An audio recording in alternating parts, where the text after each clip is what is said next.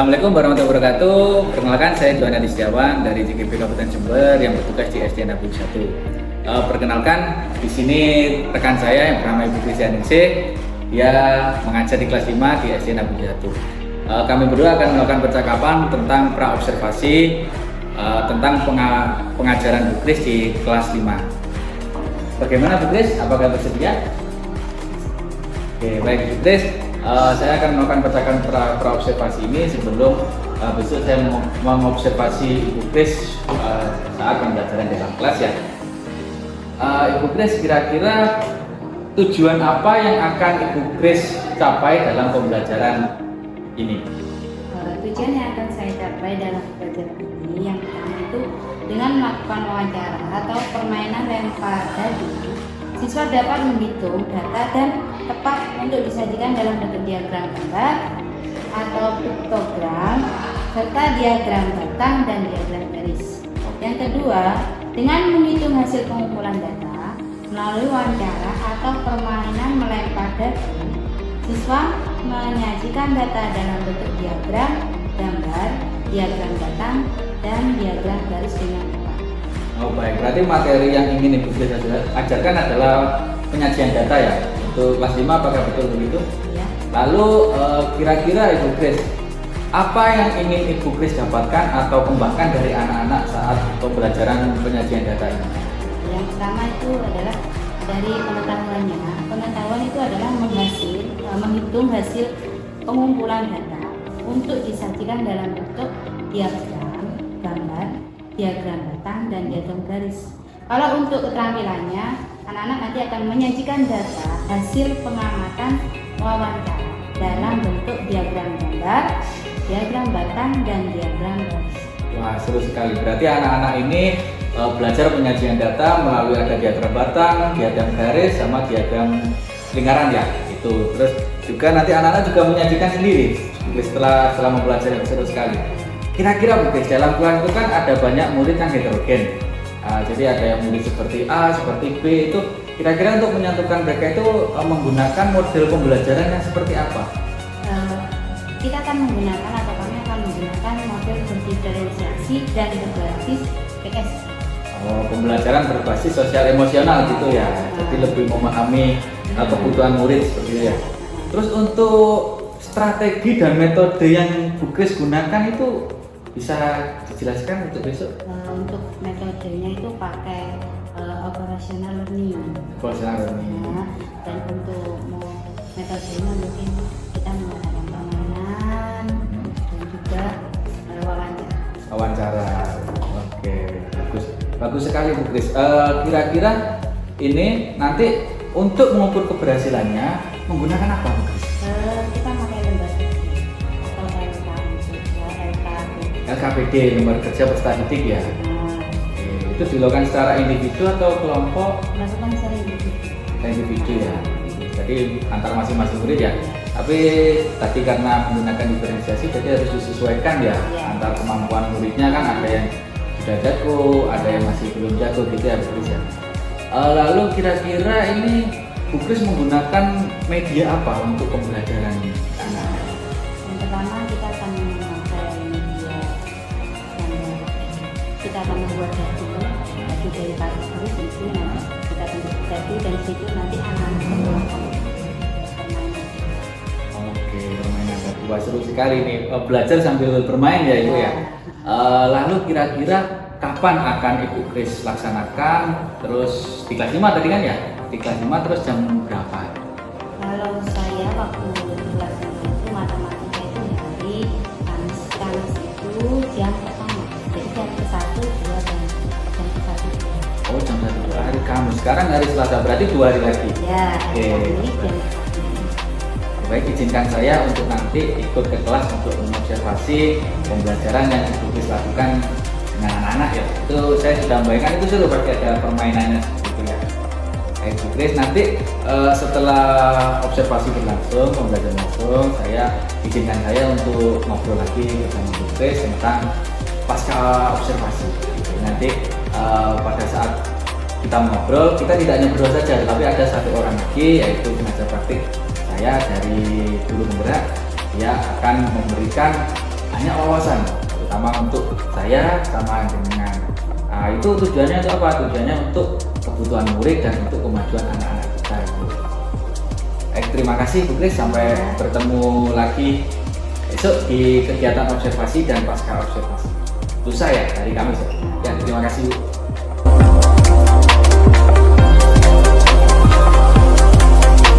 Assalamualaikum warahmatullahi wabarakatuh.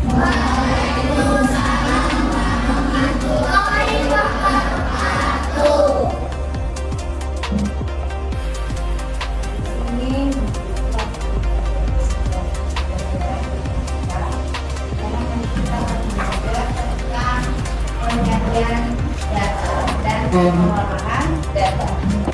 Sebelumnya guru makanya dulu. Berapa jumlah siswa perempuan di kelas ini?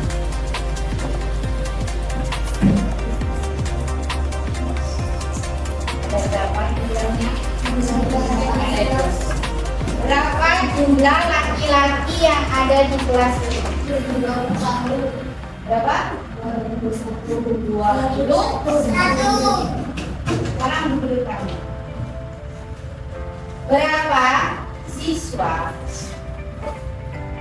yang rumahnya jauh dari sekolah? Ada berapa siswa yang rumahnya jauh dari sekolah? Ada berapa? Ada berapa?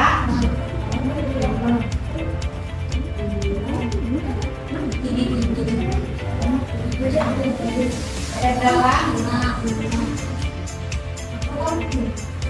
Ada. Rumahnya yang dekat atau hampir 5 menit atau 2 menit sudah sampai sekolah. 2 menit? 2 menit sampai ke sekolah. Ada berapa anak? Kalau jalan kaki loh ya. Jalan kaki bukan. Bukan yang naik sepeda motor. Kaki jalan kaki. Ada berapa? Kira-kira 10? Ada 10.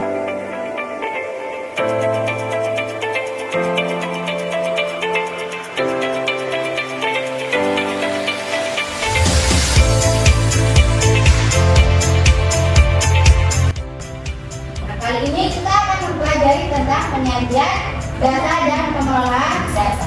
Di mana nanti kita akan belajar tentang ada yang namanya urus, ada yang namanya diagram garis, diagram batang. Nanti dari hari ini kita akan mempelajari tentang diagram batang. Ya semuanya. Depan. Dari yang ini tadi, dari data yang sudah didapat tadi, ini bisa kita gunakan memakai diagram batang. Ini namanya diagram batang. Ini diagram batang itu di garis. Yang di bawah ini adalah ini. Di sini jumlah perempuan. Di sini jumlah laki-laki. Di sini rumah yang jauh. Di sini rumah yang dekat. Di sini angkanya atau frekuensinya. Di sini dari angka yang paling kecil berapa? 6. Di sini 6, 8, 10, 12 ya. 14, 16, 18, 20, 22. Yang perempuan berapa tadi? 12. Kita cari mana angka 12. Nah, ini ditarik lurus ke atas dulu. Nah, di angka 12. Kasih warna, boleh biru, kuning, coklat. Sekarang yang laki-laki berapa? 21. Dicari angka 21 ada? Ada. Ada. 21 berarti di perkiraan antara 20 udah 22. Ditarik lagi garis ke atas. Nah, diwarnai, boleh dikasih garis, diwarna hitam, boleh, wes terserah bebas. Sekarang yang jauh. Berapa? Dari angka 6 di mana? Angka 6 di bawah. Kita garisin lagi. Yang dekat 10. Tarik angka 10. Nah, ini adalah penampakan dari diagram batang. Kalau sebelum pakai diagram batang, kita boleh pakai ini dulu, tabel dulu. Boleh pakai tabel dulu. Di tabel dulu, karena tadi tabelnya sudah pakai yang kayak gini nih. Sekarang guru ajari yang tabelnya ada turusnya. Nah, ini namanya tabel frekuensi. Dari keterangan yang pertama, jumlah perempuan. Nah, jumlah perempuan jumlahnya berapa? 11. Nah, tulisnya bagaimana cara menulisnya? Siapa yang pernah tahu? Kamu pernah kemana lihat pemilu? Ada yang digaris-garis gini tuh? Kalau dicoret gini, itu namanya adalah tulis. Jadi kita kalau di sini 12, tulisnya dihitung 1, 2, 3, 4, 5 dicoret. Ya, itu lagi 1, 2, 3, 4, 5 dicoret. 1, 2. Ini adalah 12. Ingat tuh ya, hitung 1, 2, 3, 4, 5, 5-nya di sekarang yang laki-laki berapa? 21. Kita tulis hurufnya 1, 2, 3, 4, 5. 1, 2, 3, 4, 5. 1, 2, 3, 4, 5. 1, 2, 3, 4, 5. 1. Karena 21. Yang rumahnya jauh. Yang jauh 6. Selanjutnya 1, 2, 3, 4, 5, 1. 6. Yang dekat 10. 1, 2, 3, 4, 5. 1, 2, 3, 4, 5. 10. Udah paham tentang kurus dan diagram batang? Kemarin tugasnya kan guru suruh buat dadu ya dari rumah ya. Ini kita akan melakukan permainan dadu. Lempar dadu sampai 10 kali. Angka berapa yang paling banyak? Ditulis dulu turutnya. Misalkan di situ ada, di sini. Nah, ini ada dua kerjanya. Dilihat semuanya ada ngomongin dulu. Nah, ini ada nomor 1. Nomor urut 1. Berarti dadunya dilempar dulu. Nomor 1 dilempar, keluar berapa? Keluar angka berapa? Ditulis lagi sini. Angkanya di bawah, di sebelahnya sini ya. Di sebelahnya sini. Angka berapa yang ditulis di sini? Angkanya misalkan angka yang keluar berapa? 2. Berarti nomor 1 angka berapa yang keluar? 2. Dilempar lagi, angka berapa yang berikutnya? 4. Boleh di sini angka 4. Angka 2, 3, 1, 2, 3 sampai 6 kan ya? Nah, dari angka 1 sampai 6 itu yang paling banyak keluar itu angka berapa? Ya, ditulis. Jadi sebelum ditulis di sini kamu tulis dulu. Di orek-orekan itu dadunya dilempar lagi, angka berapa lagi? Tulis 2. Dilempar lagi, angka berapa lagi? 2 lagi. Jadi 2-nya ada 2. Kalau 2 tulisnya bagaimana tadi? 2 garis. Angkanya 2 garis. Paham?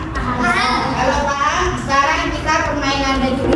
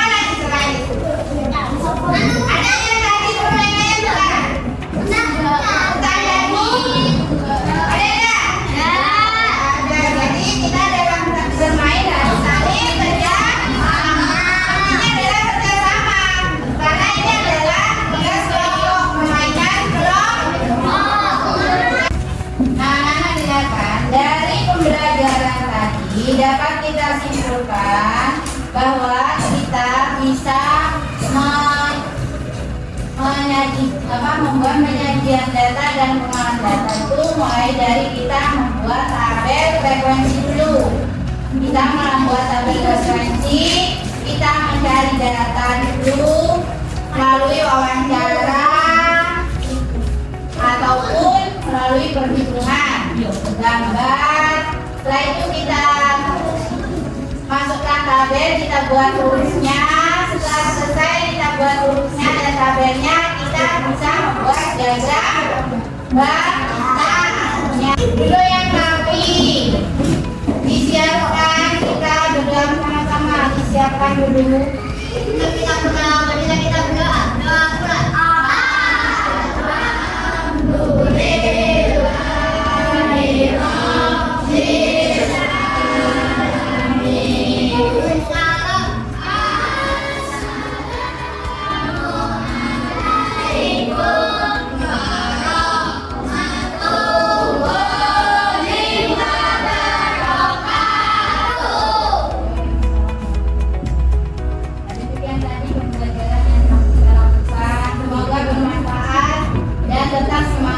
Setiap hari ya.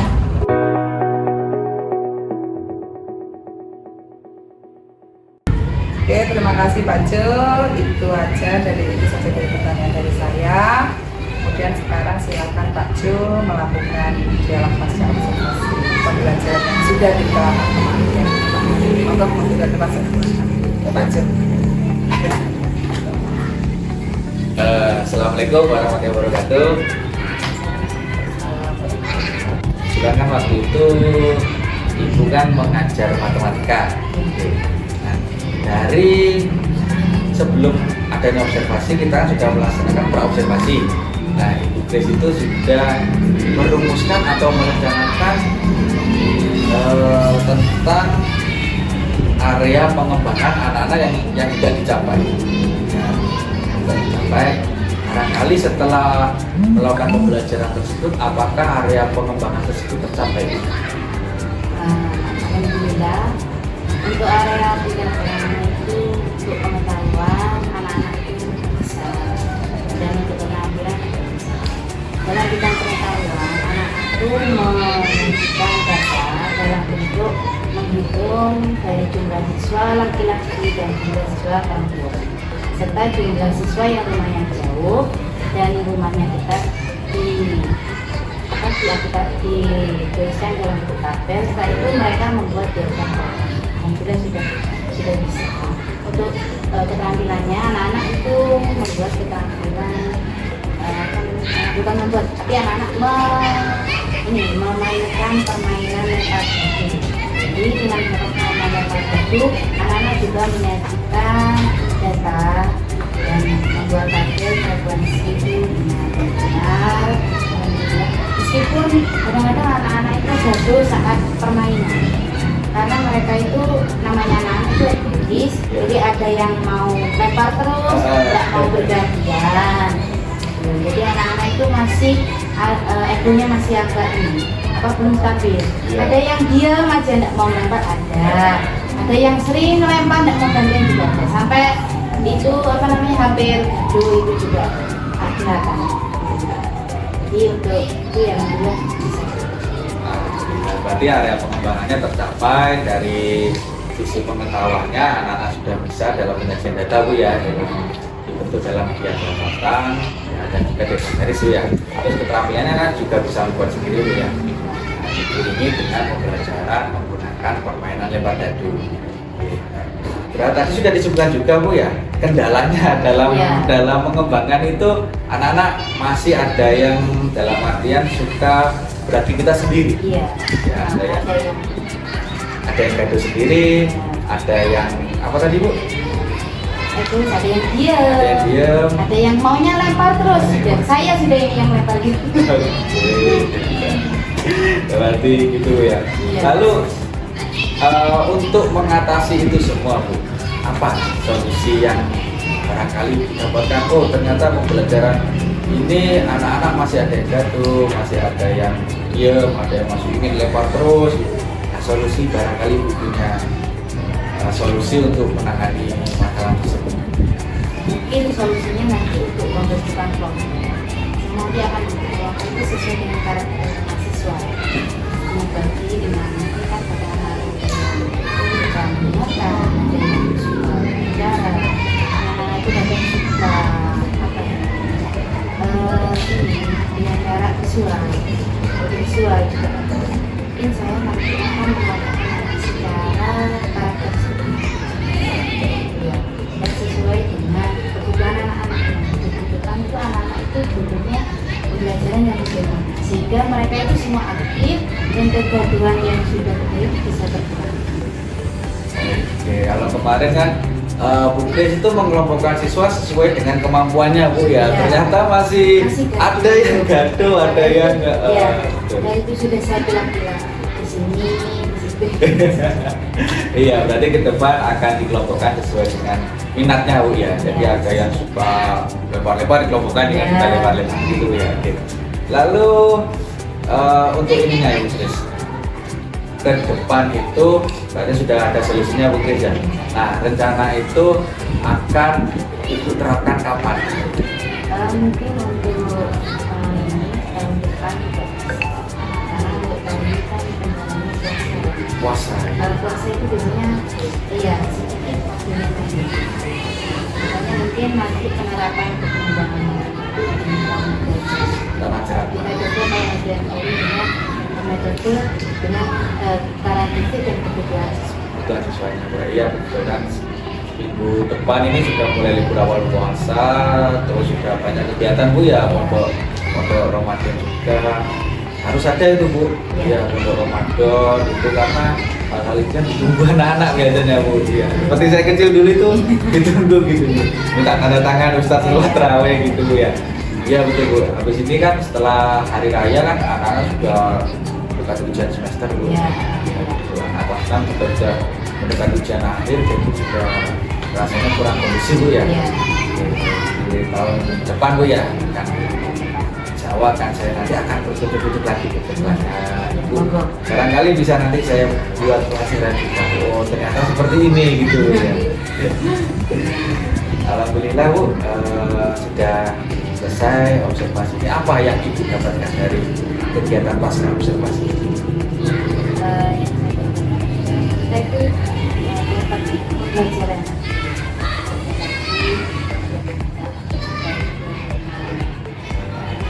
siswa karena sudah dekat sama dan siswa anak juga mempunyai atau menginginkan kebutuhan masing-masing. Dari sekarang anak itu tidak sama. Jadi di sini saya itu mendapatkan belajar bahwa nanti ke depannya ini saya itu lebih sesuai kebutuhan anak. Jadi bagaimana anak agar dapat menjaga pembelajaran, bisa berpikir untuk pembelajaran ini secara dengan cara mereka bagaimana dan akhirnya mereka dapat menyerap pelajaran dengan baik. Jadi depan hasil dari ini lebih membuka wawasannya Grace ternyata ternyata tidak bisa ya mengelompokkan anak ada sesuai dengan pengetahuannya saja, ternyata harus dengan minatnya juga dan banyak nanti percobaan selanjutnya yang ingin Grace lakukan di pelajaran tahun depan yaitu ya. Terima kasih Bu Grace atas waktunya. Barangkali Ibu Putri selaku pengajar praktik ingin memberikan komentar bagi kami berdua setelah percakapan pasca observasi ini. Terima kasih Pak Jo, luar biasa ya sudah bekerja sama dengan rekan sejawat. Kami mengucapkan terima kasih sudah mendukung program PGP. Mudah-mudahan tidak sampai berhenti di sini. Memang proses coaching ini sangat luar biasa sekali. Di mana di proses coaching ini kan tujuannya menggali. Nah, coachnya itu menggali apa yang coaching miliki. Misalkan hambatan apa yang dia rasakan, jadi istilahnya curhat. Nah, curhat ke teman, kemudian teman itu hanya sebagai apa ya, pengiring aja, yang tidak memberikan ini pendapatnya sendiri. Kalau kadang kan pendapat itu kan kadang cocok dengan kita, kadang enggak, nah, seperti itu. Dan intinya nanti seperti itu, Grace ini tadi sudah menyampaikan apa-apa saja hambatannya ya pada waktu melakukan observasi kemarin itu sudah disampaikan di Pak Jo, kemudian sudah diutarakan juga solusinya, itu sudah luar biasa. Kedepannya lagi mudah-mudahan dalam proses pembelajaran dalam khususnya pemetaan siswa memang ini sangat penting Ibu Grace. Saya saja pribadi sampai sekarang juga masih ini kadang apa ya seperti pegang bola kalau pemetaan kebutuhan siswa itu ya kadang pocong, kadang luput, kadang bener, kadang enggak, itu pasti kita rasakan gitu. Tapi setidaknya kita sudah tahu karakter anak, ya itu yang terpenting itu aja gitu. Karena ternyata karakter anak ini seperti ini, jadi aku kudu milih kan gitu ya. Nggak bisa nanti misalkan si A lebih cenderung ke aktif, ke kegiatan, ke psikomotor, nggak mungkin kita pakai audio mendengar, nggak mungkin lah, karena anaknya notabene-nya aktif. Nah, saya punya murid seperti itu, jadi untuk diamnya itu akhirnya saya kasih garapan, akhirnya getu, ya gitu ya istilahnya orang Jawa kan getu ya, jadi dia nggak akan mungkin lari-lari sudah, beda dengan yang pakai audio, pakai visual, beda sudah.